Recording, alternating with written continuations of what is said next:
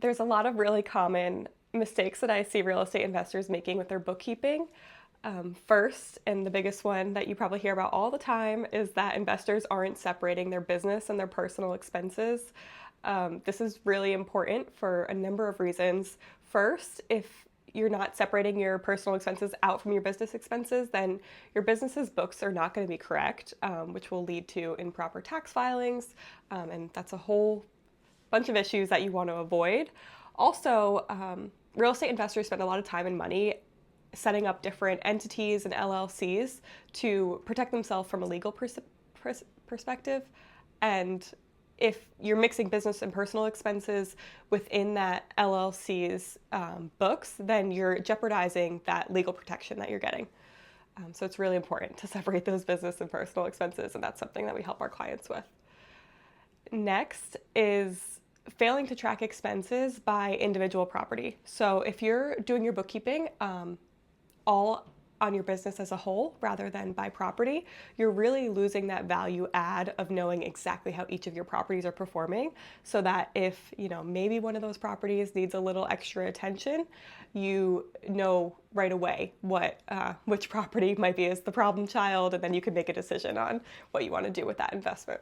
Third is the potential of missing tax deductions because your bookkeeping just isn't up to par.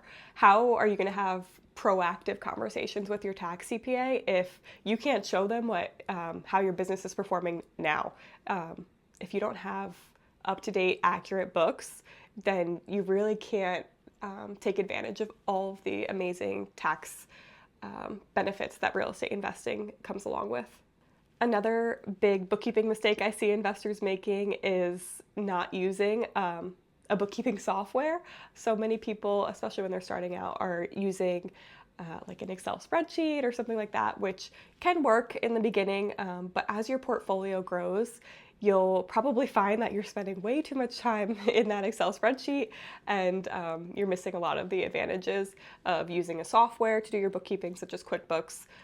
Comes along with, like, the ability to run reports by both entity and by property, being able to customize things, see your cash flow. There's a big value add once you start using a bookkeeping software that I think is very much worth the investment in the software. And then the last big mistake that I see investors making when it comes to their bookkeeping is just not doing it timely. A lot of investors are waiting until the end of the year during tax time to go back and try to clean up all their books from the prior year. And when you're doing that, there's a very high chance that you're going to be making a mistake, and also you're not getting that real-time feedback on how your portfolio is performing. And if there's a property that needs attention, you could have made that decision or improvement months ago, which potentially could have saved you a lot of money. So real-time bookkeeping is pretty essential.